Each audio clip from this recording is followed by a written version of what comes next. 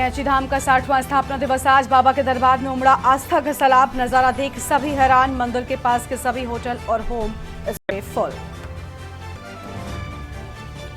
चार धाम में बदला मौसम का मिजाज। केदारनाथ बद्रीनाथ में हल्की बारिश के बीच श्रद्धालुओं ने किए दर्शन। मौसम विभाग ने जारी किया भारी बारिश का अलर्ट। कांग्रेस आज कर सकती है उम्मीदवारों की घोषणा। मंगलौर बद्रीनाथ विधानसभा सीट पर होना है उपचुनाव। प्रत्याशियों के नामों का पैनल हुआ तैयार। उत्तराखंड में बिजली की मांग रिकॉर्ड स्तर पर पहुंची। बिजली की मांग ने 62.22 मिलियन यूनिट का बनाया रिकॉर्ड। गर्मी बढ़ने के साथ बिजली की बड़ी मांग। 36 प्रांतों से आए गौ प्रमुखों संग स्वामी अवमुक्तेश्वरानंद ने की बैठक। 2 अगस्त से 6 अगस्त तक दिल्ली में चलेगी गौ संसद को दिलाई जाएगी शपथ। गदरपुर में वाहन चोर गिरोह का पर्दाफाश। 2 बाइक चोरों को पुलिस ने किया गिरफ्तार। चोरों की निशानदेही पर 11 बाइक भी बरामद। आप देख रहे हैं के न्यूज़, खबरों का सारथी। नमस्कार, आप देख रहे हैं के न्यूज इंडिया। मैं हूं आपके साथ गरिमा वाजपेयी। खबर उत्तराखंड की शुरुआत करते हैं कुछ खास खबरों के साथ में। देहरादून से बड़ी जानकारी आपको बताएंगे।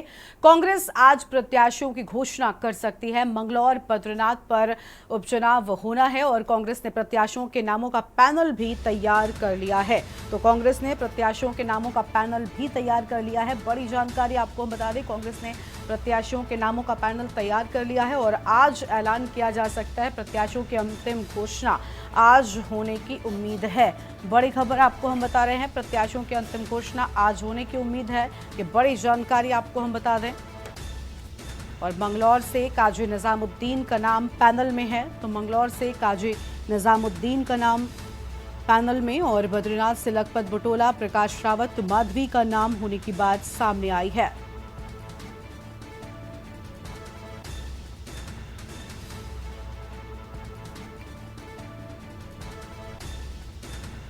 फिलहाल ये बड़ी जानकारी आपको हम बता रहे हैं।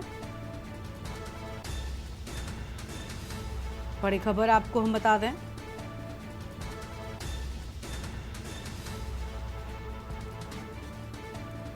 प्रत्याशियों की अंतिम घोषणा आज होने की उम्मीद है।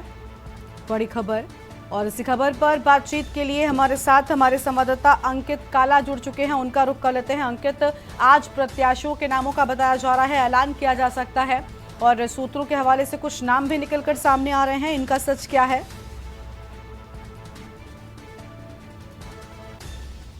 विधानसभाओं में उपचुनाव होना है। 10 जुलाई को मतदान होगा, 13 जुलाई को मतगणना होगी और भाजपा ने इन दोनों विधानसभा सीटों में अपने प्रत्याशी के नामों का ऐलान कर दिया है। भाजपा अपने प्रत्याशियों का ऐलान कर चुकी है, लेकिन कांग्रेस अभी तक मंथन कर रही है। अभी जो हमारे पास जानकारी है उसके मुताबिक एक पैनल तैयार कर लिया गया है। मंगलौर से जो कांग्रेस पार्टी है वो पूर्व विधायक रहे काजी निजामुद्दीन को उम्मीदवार घोषित कर सकती है और उनको कहीं ना कहीं संकेत भी दे दिए गए हैं। एक औपचारिकता आज घोषणा की जा सकती है।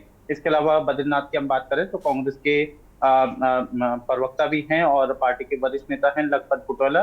संभवतः कांग्रेस पार्टी उनके नाम पर चल सकती है, इस तरीके की जानकारी हमारे पास है। कांग्रेस के प्रदेश अध्यक्ष करण मारा ने कहा है कि आज संभवतः जो घोषणा है वो की जा सकती है और कांग्रेस पार्टी की तरफ से एक जो नामों का जो पैनल है वो हाईकमान को भेजा गया है। हाईकमान की हरी झंडी मिलने के बाद आज करीब करीब संभावना यही है कि कांग्रेस पार्टी बिल्कुल अंकित, देखिए तो नामों को लेकर बातचीत हो गई, लेकिन बड़ी बात यह भी कि विधानसभा के चुनावों में हमने प्रदर्शन देखा था, उसके बाद लोकसभा के भी नतीजे सामने अभी हाल ही में आ गए हैं। बीजेपी मजबूत नजर आ रही है, लेकिन कांग्रेस पार्टी इन उपचुनावों को जीतने का दावा आखिर किस बिना पर कर रही है?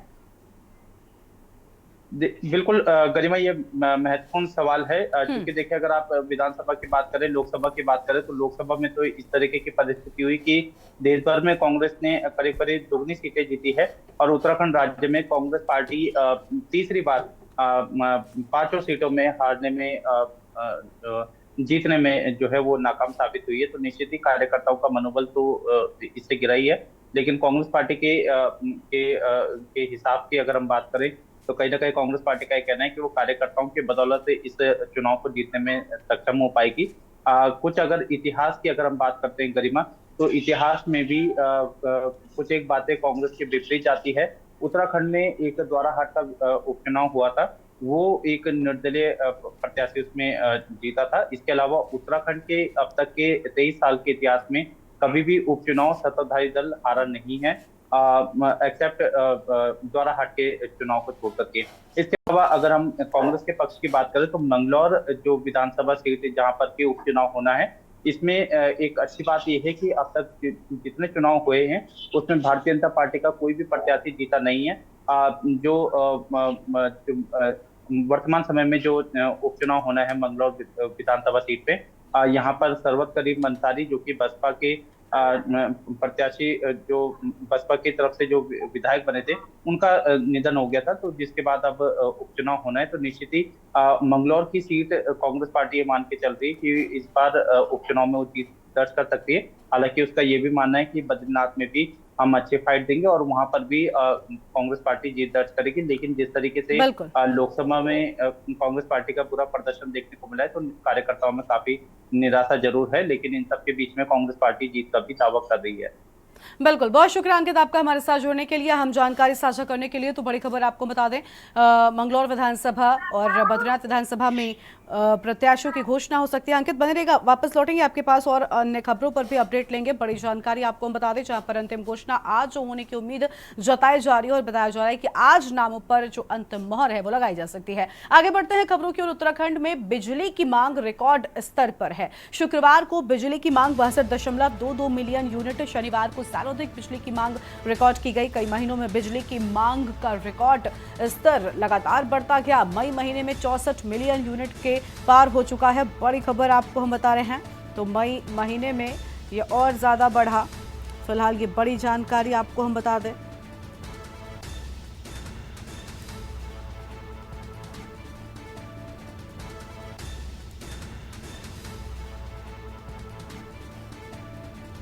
अहम खबर आपको हम बता रहे थे और हमारे साथ में बातचीत के लिए हमारे संवाददाता अंकित काला लगातार बने हुए। अंकित, भीषण गर्मी है, ऐसे में बिजली की जो खपत है वो लगातार बढ़ती जा रही है और जो बताया जा रहा है खपत का रिकॉर्ड है वो भी टूटता जा रहा है। देखिए, उत्तराखंड में गर्मी ने अब तक के अपने सभी रिकॉर्ड ध्वस्त किए हैं और जिस तरीके से तापमान में वृद्धि हो रही है उस हिसाब से उत्तराखंड में बिजली की मांग जो है वो लगातार बढ़ती जा रही है। शुक्रवार को ये आंकड़ा 62.22 मिलियन यूनिट के भी पार हो गया था। तो निश्चित ही ऊर्जा विभाग के लिए जिस तरीके से डिमांड आ रही है उसकी आपूर्ति कर पाना काफी चुनौतीपूर्ण हो रहा है। इसकी वजह से महंगी बिजली भी जो है वो ऊर्जा निगम को खरीदनी पड़ रही है। रोजाना तकरीबन 7 से 8 करोड़ रुपए की जो बिजली है वो अतिरिक्त खरीदनी पड़ रही है ऊर्जा निगम को। तो निश्चित ही एक वित्तीय बोझ भी पड़ रहा है और आने वाले समय में ऐसा माना जा रहा है कि जिस तरीके से बिजली की खपत बढ़ रही है, उपभोक्ताओं में इस समय जो जेब भी है उनकी ढीली होने वाली है। एक तरफ जहाँ बिजली महंगी होने जा रही है तो दूसरी तरफ जो बिजली के बिल है वो भी अब बढ़ करके आने वाले। तो निश्चित ही तापमान जिस तरीके से इस समय रिकॉर्ड तोड़े हुए हैं, निश्चित ही जो बिजली की डिमांड है वो आने वाले दिनों में भी बढ़ सकती है, ऐसी संभावना जताई जा रही है। लेकिन फिलहाल जून की अगर हम बात करते हैं तो शुक्रवार का दिन सबसे सर्वाधिक रहा, जबकि इस दिन की अगर हम बात करते हैं तो बिजली की रिकॉर्ड डिमांड जो है वो देखने को मिली है। और ऐसे में अब ऊर्जा निगम को भारी जो बिजली कंपनियां हैं उनसे महंगी बिजली खरीद के इस मांग और सप्लाई का जो अंतर है उसको पूरा करना पड़ रहा है। तो निश्चित ही अगर इसी तरीके से तापमान बढ़ता रहा तो आने वाले समय में कई रिकॉर्ड जो है वो बिजली की डिमांड तोड़ सकती है और इसकी पूर्ति कर पाना ऊर्जा निगम के लिए काफी चुनौतीपूर्ण होने जा रहा है। बिल्कुल, साफ तौर पर ये एक बड़ी चुनौती होगी ऊर्जा निगम के लिए। बने रहेगा हमारे साथ में अंकित, वापस लौटेंगे आपके पास में, अन्य खबरों पर भी आपसे अपडेट लेंगे। तो प्रदेश भर में गर्मी बढ़ने के साथ ही बिजली की मांग भी लगातार बढ़ती ही जा रही है। शनिवार को सर्वाधिक बिजली की मांग रिकॉर्ड की गई है। बड़ी जानकारी आपको हम बता दें, तो शनिवार को सर्वाधिक बिजली की मांग रिकॉर्ड की गई।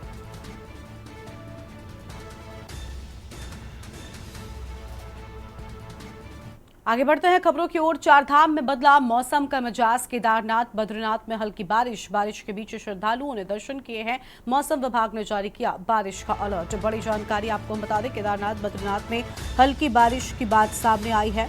मौसम विभाग की ओर से अलर्ट भी जारी कर दिया गया है। फिलहाल ये बड़ी खबर आपको हम बता रहे हैं।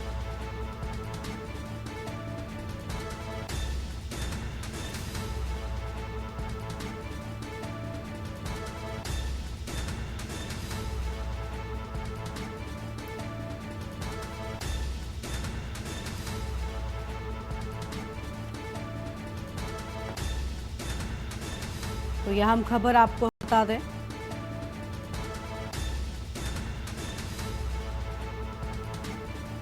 जहां पर मौसम विभाग की ओर से बारिश का अलर्ट जारी किए जाने की बात सामने आई है। बड़ी खबर। और केदारनाथ बद्रीनाथ में हल्की बारिश। तो केदारनाथ बद्रीनाथ में हल्की बारिश होने की बात सामने आई।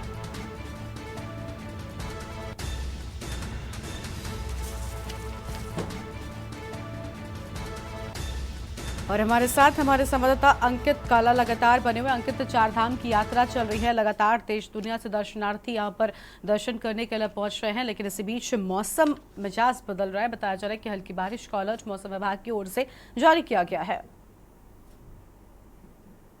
तपती हुई गर्मी में थोड़ी सी राहत पहाड़ी क्षेत्रों में देखने को मिली है, जहां पर कि बद्रीनाथ और केदारनाथ में हल्की जो बारिश है वो देखने को मिली है, जिसकी वजह से तापमान में थोड़ी गिरावट आई है। निश्चित ही इसका फर्क जो आसपास के क्षेत्र हैं वहां पर भी दिखते हुए लग रहा है। और मौसम विभाग की अगर हम बात करते हैं तो आज भी इस तरीके का पूर्वानुमान जताया गया है कि हल्की बारिश की जो संभावना पहाड़ी क्षेत्रों में देखने को मिल सकती है।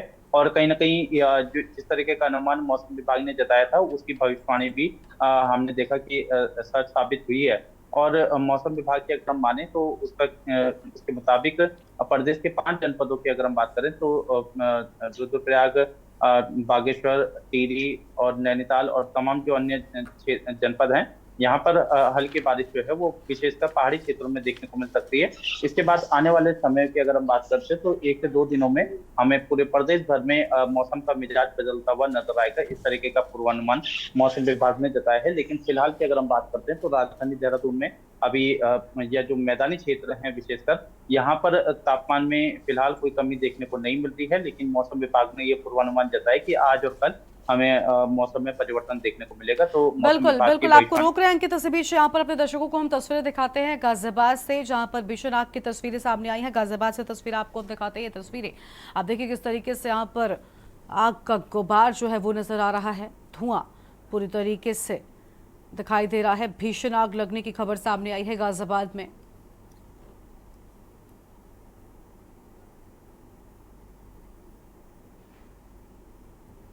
तो गाजियाबाद में भीषण आग लगने की खबर सामने आई है।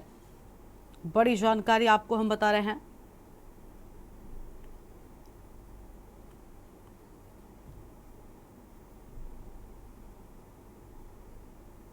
तस्वीर आपको हम गाजियाबाद से दिखा रहे थे।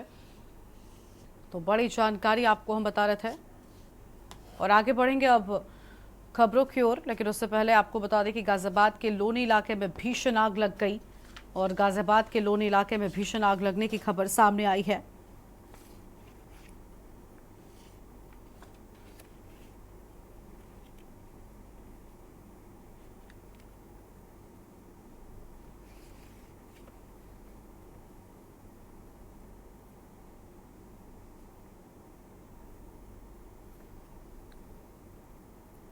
तो गाजियाबाद के लोनी इलाके में भीषण आग लगने की बात सामने आई है। बड़ी जानकारी आपको हम बता रहे हैं।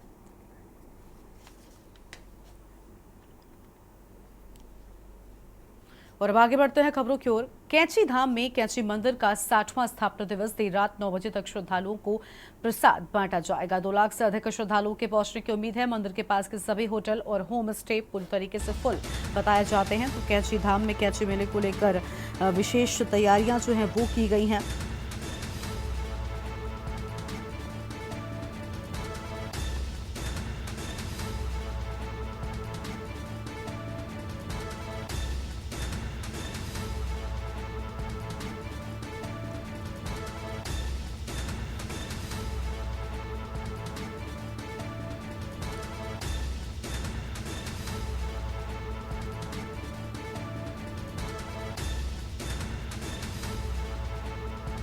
बड़ी खबर आपको हम बता दें, जहां पर कैंची धाम में कैंची मंदिर का 60वां स्थापना दिवस।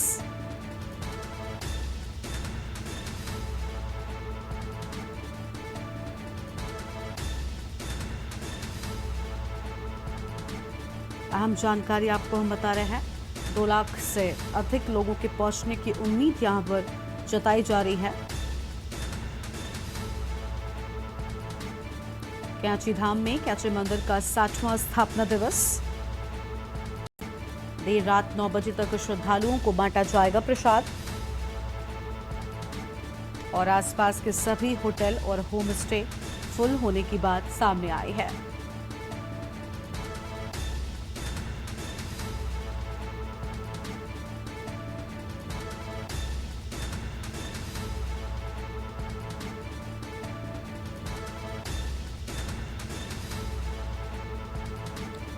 और इसी खबर पर बातचीत के लिए हमारे साथ में हमारे संवाददाता अंकित काला लगातार बने हुए, उनका रुख कर लेते हैं। अंकित, 2 लाख से अधिक श्रद्धालुओं के पहुंचने की उम्मीद है। कैची धाम की अगर हम बात करें तो वर्तमान के वक्त में लगातार जो भक्त हैं यहाँ के बढ़ते ही जा रहे हैं और फिलहाल जो मेला है इसमें कई लोगों के पहुंचने की उम्मीद जताई जा रही है। बताया जा रहा है कि इनके लिए भी धाम में खास इंतजाम किए गए हैं। धाम का 60वां स्थापना दिवस मनाया जा रहा है और बड़ी संख्या में श्रद्धालु इस स्थापना दिवस के अवसर पर बाबा नीम करोली के दर्शन के लिए पहुंच रहे हैं और देर रात से ही भक्तों का जो भारी जन सैलाब है वो उमड़ता हुआ नजर आया है। उत्तराखंड सरकार की ओर से भी भव्य तैयारी की गई है।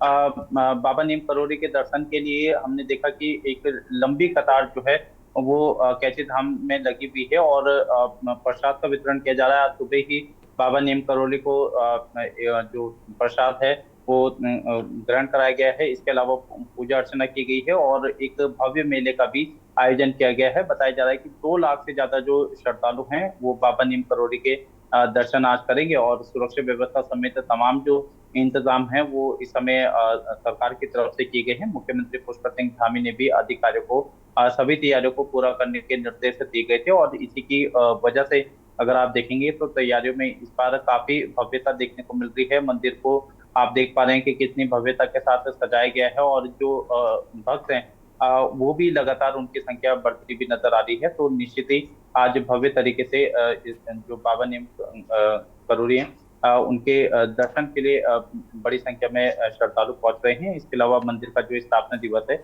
वो भी आज बड़ी भव्यता के साथ मनाया जा रहा है। बिल्कुल, बड़ी भव्यता के साथ इस विशेष कार्यक्रम को मनाया जा रहा है। शुक्रिया अंकित आपका हमारे साथ जुड़ने के लिए और अहम जानकारी के लिए। तो कैची धाम में मंदिर में आपको बता दें कि खास इंतजाम किए गए हैं और 2 लाख से ज्यादा भक्तों के यहाँ पर पहुंचने की उम्मीद फिलहाल जताई जा रही है। अहम खबर आपको हम बता रहे हैं।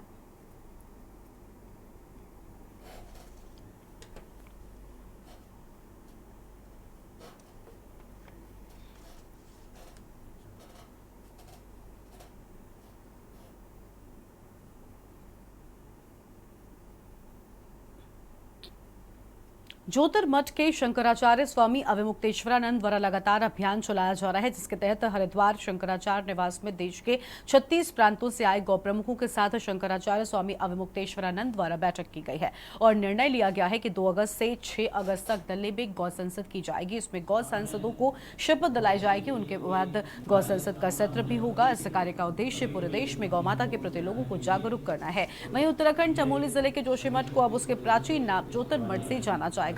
मुख्यमंत्री धामी ने बीते वर्ष चमोली में आयोजित कार्यक्रम में जोशीमठ का नाम बदलकर ज्योतिर्मठ करने की घोषणा की थी।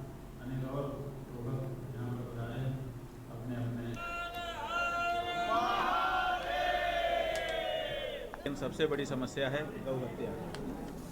जिस गाय को सनातन धर्मी माता कहता है, जिस गाय को सब देवताओं का निवास स्थान कहता है, जिस गाय के लिए सनातन धर्म के भगवान अवतार धारण करते हैं, उसी गाय को काटा जा रहा है और काट करके उसके मांस को बोटी बोटी करके इस देश में बेचा जा रहा है, जो हम लोगों के लिए सबसे बड़ी इस समय की पीड़ा है। और इसीलिए हम लोगों ने गौ प्रतिष्ठा आंदोलन चलाया हुआ है। उसी के अंतर्गत भारत के सभी 36 प्रांतों के गौ प्रमुखों की बैठक आज यहाँ पर हरिद्वार में श्री शंकराचार्य निवास में कंथल में संपन्न हुई है। गदरपुर थाना परिसर में बाइक चोरी के मामले का खुलासा करते हुए पुलिस अधीक्षक उधम सिंह नगर मंजुनाथ टीसी ने कहा कि गदरपुर पुलिस को एक वाहन चोरी होने की सूचना प्राप्त हुई थी और सूचना के आधार पर गदरपुर पुलिस टीम गठित कर 2 बाइक चोरों को गिरफ्तार कर लिया गया। पूछताछ में पता चला कि बाइक चोर उधम सिंह नगर से बाइक चुराकर पड़ोसी देश नेपाल में बेचने का कार्य करते थे। इनकी निशानदेही पर 11 बाइक बरामद की हैं।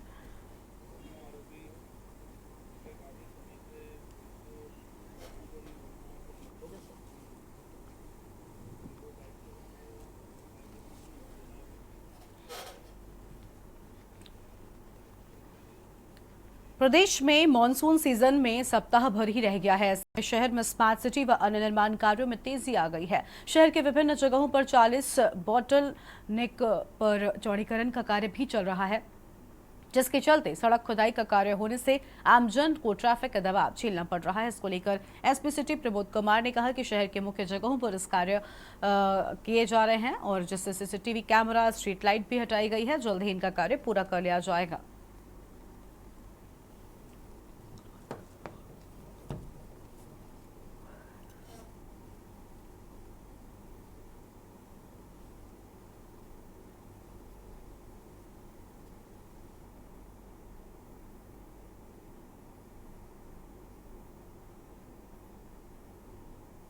देखिए, अभी हमारे जो देहरादून सिटी में हमारा स्मार्ट सिटी के तहत जो है ये सड़कों के जो चौड़ीकरण है तो बेसिकली उस पर कार्य किया जा रहा है। साथ में जो अपनी जो ड्रेन्स हैं उसका भी कार्य किया जा रहा है और अभी इसके तहत जो है तकरीबन 40 ऐसे जो बॉटल नेक्स हैं वो चिन्हित किए गए हैं, जिसमें कि मुख्यतः हमारा घंटाघर हो गया है, बिंदाल चौक हो गया, दर्शन लाल चौक हो गया, प्रिंस चौक हो गया, उधर जोगे वाला चौक हो गया, पुलिया नंबर 6 है, इधर लाल पुल वगैरह है, इधर चक्राता तोड़ पर बिंदौल चौक हो गई है। तो इस प्रकार से कुल मिला के जो है 21 हमारे जो बॉटल नेक पॉइंट्स है तो वहाँ पे स्मार्ट सिटी के द्वारा कार्य किया जा रहा है।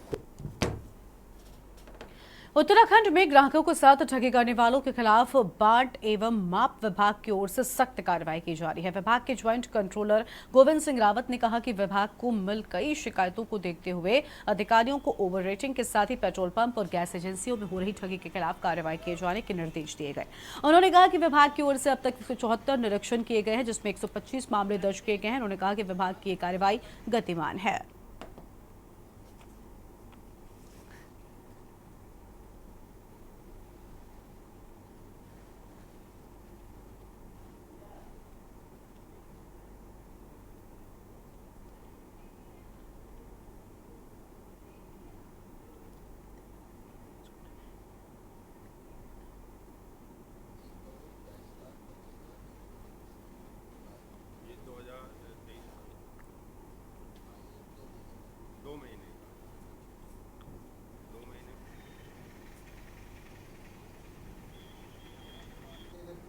हमारे विभाग द्वारा इनको निर्देशित किया गया है कि petrol pump, gas agency, over rating, इस पर विशेष ध्यान दिया जाए, जिसमें व्यापारी वो ग्राहक मुख्यतः ठगी का शिकार होता है।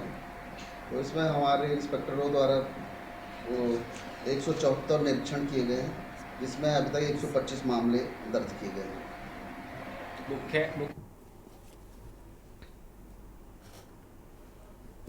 इस बुलेटिन में फिलहाल इतना ही। तमाम खबरों के लिए आप देखते रहिए के न्यूज़ इंडिया। नमस्कार।